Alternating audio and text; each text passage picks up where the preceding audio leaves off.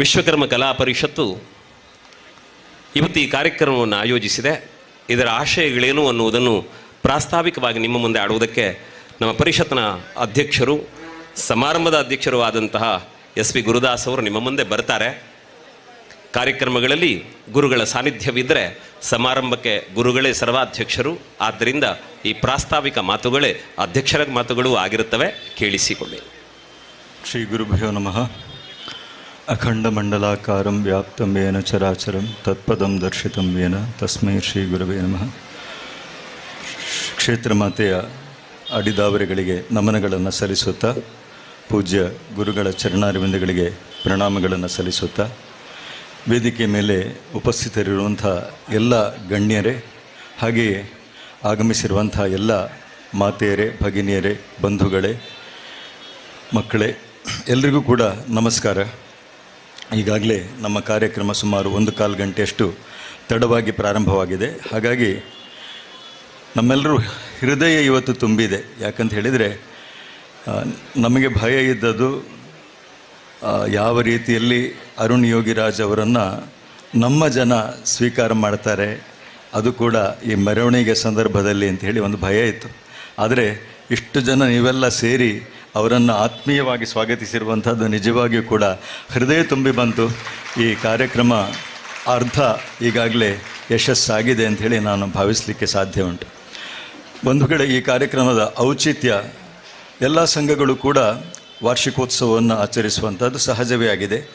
ಆದರೆ ನಾವು ವಿಶ್ವಕರ್ಮ ಕಲಾ ಪರಿಷತ್ ವಿಶೇಷವಾಗಿ ಈ ದಿನ ವೈಶಿಷ್ಟ್ಯ ಏನು ಅಂತ ಹೇಳಿದರೆ, ಇಡೀ ಲೋಕಕ್ಕೆ ವಿಶ್ವಕರ್ಮ ಯಾರು ಎನ್ನುವ ಪರಿಚಯವನ್ನು ಮಾಡಿಕೊಟ್ಟಂಥ ಭೌವನ ಋಷಿ ಯಾರು, ಋಗ್ವೇದದ 10ನೇ ಮಂಡಲದಲ್ಲಿ ಬರುವಂಥ ವಿಶ್ವಕರ್ಮ ಸೂಕ್ತ ಇದೆ, ಅದರ ದೃಷ್ಟಾರ ಆ ಭೌವನ ಋಷಿಯ ಅವತಾರವಾದಂಥ ದಿನ. ಹಾಗಾಗಿ ಭೌವನ ಋಷಿಯ ಜಯಂತಿಯ ದಿನವೂ ಕೂಡ ಆಗಿದೆ. ನಮಗೆ ತಿಳಿದೋ ತಿಳಿಯದೆಯೋ ಪರಮಪೂಜ್ಯ ಶ್ರೀ ಗುರುಗಳ ಅನುಗ್ರಹದಿಂದ ಕಳೆದ ವರ್ಷ ಇದೇ ದಿನ ಅಂದರೆ ಪಂಚಮಿ ಉತ್ಸವ, ಚೈತ್ರ ಶುದ್ಧ ಪಂಚಮಿಯ ದಿನದಂದು ನಾವು ಈ ವಿಶ್ವಕರ್ಮ ಕಲಾ ಪರಿಷತ್ತಿನ ಉದ್ಘಾಟನೆ ಪೂಜ್ಯ ಗುರುಗಳ ಅಮೃತ ಹಸ್ತದಿಂದ ಮಾಡುವಂಥ ಸುಯೋಗ ಪ್ರಾಪ್ತವಾಯಿತು. ಇದು ದೈವೇಚ್ಛೆ, ಗುರುಗಳ ಅನುಗ್ರಹ ಅಂತ ನಾವು ಭಾವಿಸ್ತೇವೆ. ಬಂಧುಗಳೇ, ಈ ಒಂದು ಕಾರ್ಯಕ್ರಮವನ್ನು ನಾವು ವೈಶಿಷ್ಟ್ಯಪೂರ್ಣವಾಗಿ, ವಿಶೇಷವಾಗಿ ಅರುಣ್ ಯೋಗಿರಾಜ್ ಅವರನ್ನು ಗೌರವ ಅಭಿನಂದನೆ ಮಾಡುವುದರ ಮೂಲಕ ನಮ್ಮ ಈ ಒಂದು ಸಮಾರಂಭವನ್ನು, ಕಲೋತ್ಸವವನ್ನು ಆಚರಣೆ ಮಾಡಬೇಕು ಎನ್ನುವಂಥದ್ದು ನಮ್ಮ ಧ್ಯೇಯವಾಗಿತ್ತು. ಕಾರಣ ಇಷ್ಟೇ, ಇಡೀ ಲೋಕವೇ ಇವತ್ತು ವಿಶ್ವಕರ್ಮ ಅಥವಾ ವಿಶ್ವಬ್ರಾಹ್ಮಣ ಶಿಲ್ಪಿಗಳೆಡೆಗೆ ಮತ್ತೊಮ್ಮೆ ತಿರುಗಿ ನೋಡುವಂತೆ ಮಾಡಿದಂಥ ಒಬ್ಬ ಅಪೂರ್ವ ಶಿಲ್ಪಿಗಳು ನಮ್ಮ ಅರುಣ್ ಯೋಗಿರಾಜ್ ಅವರು. ಬಹುಶಃ ಶತಮಾನದಲ್ಲಿ ನಮ್ಮ ವಿಶ್ವಬ್ರಾಹ್ಮಣ ಸಮಾಜದಲ್ಲಿ ಆದಂಥ ಒಂದು ದೊಡ್ಡ ಕ್ರಾಂತಿ ಇದು ಅಂತೇಳಿ ಹೇಳಿದರೆ ತಪ್ಪಾಗಲಿಕ್ಕಿಲ್ಲ, ಅತಿಶಯೋಕ್ತಿ ಆಗಲಿಕ್ಕಿಲ್ಲ. ಯಾಕಂತ ಹೇಳಿದರೆ ಎಲ್ಲರೂ ಕಲ್ಲು ಕೆತ್ತುತ್ತಾರೆ, ಹಾಗೆ ಶಿಲ್ಪಿಯು ಕೂಡ ಕಲ್ಲು ಕೊತ್ತಲಿಕ್ಕೆ ಗೊತ್ತಿದ್ದವನ್ನೆಲ್ಲ ಶಿಲ್ಪಿ ಎನ್ನುವಂಥ ಉಡಾಫಿಯ ಮಾತುಗಳನ್ನು ಎಷ್ಟೋ ಮಂದಿ ಆಡ್ತಾ ಇದ್ರು. ಆದರೆ ಸುಮಾರು 3,000 ಮಂದಿ ನನಗೆ ರಾಮಲಲ್ಲಾನ ವಿಗ್ರಹವನ್ನು ಕೆತ್ತುವಂಥ ಸುಯೋಗ ಪ್ರಾಪ್ತವಾಗಬೇಕು ಅಂತೇಳಿ ಹೇಳಿ ಅರ್ಜಿ ಹಾಕಿದರು. ಆ 3,000 ಮಂದಿಯಲ್ಲಿ 11 ಮಂದಿ ಅಂತಿಮ ಸುತ್ತಿಗೆ ಆಯ್ಕೆಯಾದರು. ಆ 11 ಮಂದಿಯಲ್ಲಿ ಕೊನೆಯದಾಗಿ 3 ಆ ಟ್ರಸ್ಟ್, ರಾಮ ಜನ್ಮಭೂಮಿಯ ಟ್ರಸ್ಟ್ ಆಯ್ಕೆ ಮಾಡಿ, ಆ 3 ಜನರಲ್ಲಿ ಕೂಡ ಶ್ರೇಷ್ಠ ಶಿಲ್ಪಿಗಳಲ್ಲಿ ಕೊನೆಯದಾಗಿ ರಾಮಲಲ್ಲ ಇವನೇ ಅಂತೇಳಿ ಹೇಳಿ ಗುರುತಿಸುವಂತೆ, ಇಡೀ ಲೋಕವೇ ಗುರುತಿಸುವಂತೆ ಆ ಒಂದು ಕೀರ್ತಿ ಪ್ರಾಪ್ತವಾಗುವಂತೆ, ವಿಶ್ವಕರ್ಮ ಸಮಾಜಕ್ಕೆ ಪ್ರಾಪ್ತ ಆಗುವಂತೆ ಮಾಡಿದವರು ನಮ್ಮ ಅರುಣ್ ಯೋಗಿರಾಜ್ ಅವರು. ಹಾಗಾಗಿ ನಮ್ಮೆಲ್ಲರಿಗೂ ಕೂಡ ಅತ್ಯಂತ ಹೆಮ್ಮೆಯ ಶಿಲ್ಪಿ ಅರುಣ್ ಯೋಗಿರಾಜ್ ಅವರು.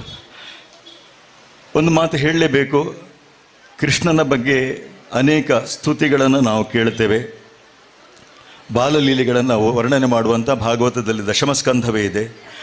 ಆದರೆ ರಾಮನ ಬಾಲಲೀಲೆಗಳನ್ನು ವರ್ಣನೆ ಮಾಡುವಂಥ, ರಾಮ ಹೇಗೆ ಇದ್ದ ಎನ್ನುವುದನ್ನು ಕಲ್ಪಿಸಿಕೊಳ್ಳುವಂಥದ್ದು ಬಹಳ ಕಷ್ಟವಾಗಿತ್ತು. ಅಂಥ ಸಂದರ್ಭದಲ್ಲಿ ಅರುಣ್ ಯೋಗಿರಾಜ್ ಅವರೇ ಅನೇಕ ಇಂಟರ್ವ್ಯೂಗಳಲ್ಲಿ ಹೇಳಿದ ಹಾಗೆ, ಈ ಒಂದು ವಿಗ್ರಹವನ್ನು ಎಲ್ಲರೂ ಕೂಡ ನಮ್ಮ ರಾಮಲಲ್ಲ ಇವನೇ ಎನ್ನುವಂಥ ರೀತಿಯಲ್ಲಿ ಅತ್ಯಂತ ಗೌರವದಿಂದ ಒಪ್ಪುವಂತೆ ಮಾಡುವಂತೆ ಆ ಪ್ರೇರೇಪಣೆ ಸಿಕ್ಕಿದ್ದು ಅರುಣ್ ಯೋಗಿರಾಜ್ ಅವರು ಹೇಳಿದ ಹಾಗೆ ಅವರ ಪರಂಪರೆಯ ಬಲದಿಂದ ಅಂಥೇಳಿ. ಇದರಿಂದ ತಿಳಿಯುವಂಥದ್ದು ಏನು ಅಂತ ಹೇಳಿದರೆ, ಪರಂಪರೆಯ ಶಕ್ತಿ ಎನ್ನುವಂಥದ್ದು ಒಂದು ರೀತಿಯಲ್ಲಿ ಕುಂಡಲಿನಿ ಶಕ್ತಿ ಇದ್ದ ಹಾಗೆ. ಅದನ್ನು ಅದುಮಿಡುವಂಥ ಪ್ರಯತ್ನ ನಾವು ಎಷ್ಟೇ ಮಾಡಿದರೂ ಕೂಡ ಸಮಯ ಬಂದಾಗ, ಸಂದರ್ಭ ಬಂದಾಗ, ಗುರುಗಳ ಅನುಗ್ರಹ ಪ್ರಾಪ್ತವಾದಾಗ ಆ ಕುಂಡಲಿನಿ ಶಕ್ತಿ ಎನ್ನುವಂಥದ್ದು ಎದ್ದು ನಿಲ್ತದೆ. ಹಾಗೆ ಪರಂಪರೆಯ ಶಕ್ತಿ ಈಗ ಎದ್ದು ನಿಂತಿದೆ ಅರುಣ್ ಯೋಗಿರಾಜ್ ಅವರ ಮೂಲಕ. ಹಾಗಾಗಿ ನಮ್ಮ ಸಮಾಜಕ್ಕೆ ಆ ಗೌರವ ಪ್ರಾಪ್ತವಾಗುವಂತಾಗಿದೆ. ಆದರೆ ಅರುಣ್ ಯೋಗಿರಾಜ್ ಅವರನ್ನು ನಾವೇ ಯಾಕೆ ಕರೆದು ಇಲ್ಲಿ ಸನ್ಮಾನ ಮಾಡಬೇಕು, ಗೌರವ ಅಭಿನಂದನೆ ಯಾಕೆ ಮಾಡಬೇಕು ಅಂತೇಳಿ ಹೇಳಿದರೆ, ಏರಿದವನು ಚಿಕ್ಕವನಿರಬೇಕೆಲೆ ಎಂಬ ಮಾತನ್ನು ಸಾರುವನು ಎನ್ನುವಂಥ ಒಂದು ಮಾತು ಇದೆ, ಕವಿವಾಣಿ. ಮೇಲಕ್ಕೆ ಏರಿದವನು ಅತ್ಯಂತ ಸರಳನಾಗಿರಬೇಕು ಎನ್ನುವಂಥ ಒಂದು ಕವಿವಾಣಿ ಇದೆ, ಕವಿ ಸಂದೇಶ ಇದೆ. ಅದಕ್ಕೆ ವ್ಯಾಖ್ಯಾನದಂತೆ ಇರುವಂಥವ್ರು ನಮ್ಮ ಅರುಣ್ ಯೋಗಿರಾಜ್ ಅವರು. ಎಷ್ಟು ಸರಳತೆ, ಎಷ್ಟು ವಿನಯತೆ ಅಂತೇಳಿ ಹೇಳಿದರೆ ಅವರ ಹತ್ರ ಒಂದು 2 ನಿಮಿಷ ನೀವು ಮಾತನಾಡಿದರೆ ಗೊತ್ತಾಗ್ತದೆ. ಅಂಥ ಒಂದು ಅದ್ಭುತವಾದಂಥ ವ್ಯಕ್ತಿತ್ವ. ಇಡೀ ನಮ್ಮ ಸಮಾಜದ ಯುವ ಪೀಳಿಗೆ ಏನುಂಟು, ಇವತ್ತು ವೈಟ್ ಕಾಲರ್ ಜಾಬ್ನ ಹಿಂದೆ ಹೋಗ್ತಾ ಇರುವಂಥ ಸಮಾಜದ ಯುವ ಪೀಳಿಗೆ, ನಾವು ಕೂಡ ನಮ್ಮ ಪರಂಪರೆಯ ಕಸುಬನ್ನು ಕೈ ಹಿಡಿದರೆ ನಾವು ಕೂಡ ಅರುಣ್ ಯೋಗಿರಾಜ್ ಆಗಲಿಕ್ಕೆ ಸಾಧ್ಯ ಉಂಟು ಎಂಬುದಾಗಿ ತೋರಿಸಿಕೊಟ್ಟಿದ್ದಾರೆ. ಇಡೀ ವಿಶ್ವವೇ ಬೆರಗಾಗುವಂಥ ಸಾಧನೆಯನ್ನು ಮಾಡಲಿಕ್ಕೆ ಸಾಧ್ಯ ಉಂಟು ಅಂತೇಳಿ ತೋರಿಸಿಕೊಟ್ಟಿದ್ದಾರೆ. ನಮ್ಮ ಯುವ ಪೀಳಿಗೆಗೆ ಪ್ರೇರಣೆ ಸಿಕ್ಕಬೇಕೆನ್ನುವಂಥ ಉದ್ದೇಶದಿಂದ ಇವತ್ತು ಅರುಣ್ ಯೋಗಿರಾಜ್ ಅವರನ್ನು ಇಷ್ಟು ವಿಜೃಂಭಣೆಯಿಂದ ನಾವು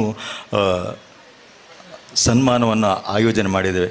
ವಿಜೃಂಭಣೆ ಅಂತೇಳಿ ಹೇಳಿದರೆ ತಪ್ಪಾಗ್ತದೆ. ಯಾಕಂತೇಳಿ ಹೇಳಿದರೆ, ಬೇಂದ್ರೆಯವರ ಒಂದು ಮಾತು ಉಂಟು, ಮುಚ್ಚಿಡುವುದೇಕೆನ್ನು ಬಚ್ಚಿಡುವುದಿನ್ನೆಲ್ಲಿ, ಮುಚ್ಚು ಮರೆ ಮಾಡ್ಪುದಕ್ಕೆ ಮುಸುಕು ಇಹುವುದೆಲ್ಲಿ, ಅಚ್ಚುಮೆಚ್ಚುಗಳನ್ನು ಜಗದೊಳೆತ್ತಿ ಹೊಚ್ಚಿ ಪ್ರೀತಿಯ ಸೆರಗ ಎತ್ತಿಕೋ ಎನ್ನ ಅಂತೇಳಿ ಹೇಳಿದೆ ಬೇಂದ್ರೆಯವರು ಜಗನ್ಮಾತೆಯನ್ನು ಪ್ರಾರ್ಥನೆ ಮಾಡ್ತಾರೆ. ಹಾಗೆಯೇ ನಮ್ಮ ಸಮಾಜವನ್ನು ಯಾರಾದರೂ ಮೇಲೆತ್ತಬೇಕು ಅಂತೇಳಿ ಹೇಳಿದರೆ ಆ ಜಗನ್ಮಾತೆ ಎತ್ತಬೇಕು. ಆಕೆ ಮಾತ್ರ ಮೇಲೆತ್ತಲಿಕ್ಕೆ ಸಾಧ್ಯ ಉಂಟು. ಹಾಗಾಗಿ ಅರುಣ್ ಯೋಗಿರಾಜ್ ಅವರ ಮೂಲಕವಾದರೂ ನಮ್ಮ ಶಿಲ್ಪ ಪರಂಪರೆ ಮತ್ತೆ ಮೇಲೆ ಎದ್ದು ನಿಲ್ಲುವಂತೆ ಆಕೆಯ ಅನುಗ್ರಹ ಇರಲಿ ಎನ್ನುವಂಥ ಉದ್ದೇಶದಿಂದ ಈ ಕ್ಷೇತ್ರಕ್ಕೆ ನಾವು ಆಹ್ವಾನಿಸಿದ್ದೇವೆ. ವಿಶೇಷವಾಗಿ ಪಾಲ್ಕೆ ಬಾಬುರಾಯಾಚಾರ್ಯ ಇರಬಹುದು, ಬಿ ಹರಿಶ್ಚಂದ್ರಾಚಾರ್ಯ ಇರಬಹುದು, ನಮ್ಮ ಕರ್ನಾಟಕದಲ್ಲಿ ಎಲ್ಲ ಇಡೀ ದೇಶದಲ್ಲೇ ಯಾರು ಶ್ರೇಷ್ಠ ಸಾಧನೆ ಮಾಡಿದ್ದಾರಾ ಅವರನ್ನು ಈ ಕ್ಷೇತ್ರಕ್ಕೆ ಆಹ್ವಾನಿಸಿ, ಜೈಲ್ ಸಿಂಗ್ ಅಂತ ರಾಷ್ಟ್ರಪತಿ ಆದವರನ್ನೇ ಈ ಕ್ಷೇತ್ರಕ್ಕೆ ಆಹ್ವಾನಿಸಿ ಗೌರವಿಸಿದಂಥ ಕ್ಷೇತ್ರ ಇದು. ಆದರೆ ಆ ಪರಂಪರೆ ಎಲ್ಲೋ ಸ್ವಲ್ಪ ಸಡಿಲಾಗ್ತಾ ಇದೆ ಅಂತ ಅನ್ನಿಸುವಾಗ ನಮಗೆ ಅನ್ನಿಸಿತು ಆ ಪರಂಪರೆ ಮತ್ತೆ ಮುಂದುವರಿಬೇಕು, ಶ್ರೇಷ್ಠ ಸಾಧಕರನ್ನು ಇಡೀ ಸಮಾಜವೇ ಮತ್ತೆ ಮತ್ತೆ ಗುರುತಿಸಿ ಗೌರವಿಸುವಂತೆ ಆಗಬೇಕು, ಅದರಿಂದ ಸಮಾಜ ಪ್ರೇರಣೆಯನ್ನು ಪಡಿಬೇಕು ಎನ್ನುವಂಥ ಉದ್ದೇಶದಿಂದ ಮತ್ತೆ ನಾವು ಅರುಣ್ ಯೋಗಿರಾಜ್ ಅವರನ್ನು ಆಹ್ವಾನಿಸಿದ್ದೇವೆ. ಪಂಚಮುಖ ಪರಬ್ರಹ್ಮ ನಮ್ಮ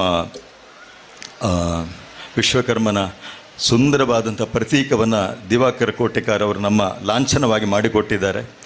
5 ಮುಖದಲ್ಲಿ ಸದ್ಯೋಜಾತ ವಾಮದೇವ ಅಘೋರ ತತ್ಪುರುಷ ಈಶಾನ, ಈ ಪಂಚಮುಖಗಳು ಇರುವಂತೆ ನಮ್ಮ ಕಲಾ ಪರಿಷತ್ತು ಕೂಡ 5 ಮುಖದಿಂದ ವಿಜೃಂಭಿಸಬೇಕು, ಹಾಗೆ ಬೆಳೀಬೇಕೆನ್ನುವಂಥದ್ದು ಸಾಮಾಜಿಕವಾಗಿರ್ಬೋದು, ಅದಕ್ಕಿಂತ ಮೊದಲಾಗಿ ಆಧ್ಯಾತ್ಮಿಕವಾಗಿ ಮುಂದುವರಿಯಬೇಕಾದರೆ ಪರಮಪೂಜ್ಯ ಗುರುಗಳ ಅನುಗ್ರಹ ಅದು ಗಟ್ಟಿಯಾಗಿ ನಮಗೆ ಸಿಕ್ಕಿದೆ ಅಂತೇಳಿ ಹೆಜ್ಜೆ ಹೆಜ್ಜೆಯಲ್ಲಿ ನಮಗೆ ಅನುಭವ ಆಗ್ತಾ ಇದೆ. ಆಧ್ಯಾತ್ಮಿಕವಾಗಿ, ಸಾಮಾಜಿಕವಾಗಿ, ಹಾಗೆಯೇ ಗುರುಗಳು ಯಾವಾಗಲೂ ಹೇಳೋದುಂಟು, ನಮ್ಮ ಕಲಾವಿದರು ಉದ್ಯಮಿಗಳಾಗಬೇಕು ಅಂತೇಳಿ. ಹಾಗೆ ಉದ್ಯಮಿಗಳಾಗಬೇಕೆನ್ನುವಂಥ ಉದ್ದೇಶದಿಂದ ಡಾಕ್ಟರ್ JK ಆಚಾರ್ಯರಂಥ ಸ್ಕಿಲ್ ಯೂನಿವರ್ಸಿಟಿಯಲ್ಲಿ ಸಲಹೆಗಾರರಾಗಿರುವಂಥ ವಿಜ್ಞಾನಿಗಳನ್ನು ನಾವು ಆಹ್ವಾನಿಸಿದ್ದೇವೆ. ಅದೇ ರೀತಿಯಲ್ಲಿ ಒಬ್ಬ ಪ್ರಜ್ವಲಿಸುವಂಥ ಉದ್ಯಮಿ ಆಗ್ತಾ ಇರುವಂಥ ಪ್ರಜ್ವಲಾಚಾರ್ಯರನ್ನು ನಮ್ಮ 2 ಸಮಾಜದ ಕಣ್ಣುಗಳಂತೆ ಇರುವಂಥ 2 ಬ್ಯಾಂಕ್ಗಳ ಅಧ್ಯಕ್ಷರನ್ನು ಆಹ್ವಾನಿಸಿದ್ದೇವೆ. ಆ ಮೂಲಕವಾಗಿ ಆರ್ಥಿಕವಾದಂಥ ಶಕ್ತಿಯನ್ನು ನಮ್ಮ ಶಿಲ್ಪಿಗಳಿಗೆ, ನಮ್ಮ ಕಲಾವಿದರಿಗೆ, ನಮ್ಮ ಕುಶಲಕರ್ಮಿಗಳಿಗೆ ತುಂಬಬೇಕೆನ್ನುವಂಥದ್ದು ನಮ್ಮ ಉದ್ದೇಶವಾಗಿದೆ. ಸಾಮಾಜಿಕವಾಗಿ, ಆರ್ಥಿಕವಾಗಿ, ಹಾಗೆ ಆಧ್ಯಾತ್ಮಿಕವಾಗಿ, ಔದ್ಯಮಿಕವಾಗಿ ಈ ಎಲ್ಲ ನಿಟ್ಟಿನಿಂದ ನಮ್ಮ ಕಲಾ ಪರಿಷತ್ತು ಬೆಳೆಯಬೇಕೆನ್ನುವಂಥದ್ದು ನಮ್ಮ ಆಶಯ. ಅದಕ್ಕೆ ತಮ್ಮೆಲ್ಲರ ಆಶೀರ್ವಾದವನ್ನು ಕೋರುತ್ತಾ ನನ್ನ 2 ಮಾತುಗಳನ್ನು ಮುಗಿಸ್ತಾ ಇದ್ದೇನೆ. ನಮಸ್ಕಾರ. ಸ್ನೇಹಿತರೆ, ಪರಂಪರೆಯ ಬಲದಿಂದ ಅರುಣ್ ಯೋಗಿರಾಜ್ ಅವರು ಭವ್ಯ ವಿಗ್ರಹವನ್ನು ನಿರ್ಮಿಸ್ತಾರೆ.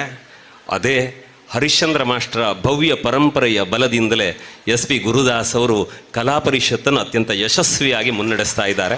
ಶುಭವಾಗಲಿ ಅಂತ ನಾವೆಲ್ಲ ಪ್ರಾರ್ಥಿಸೋಣ.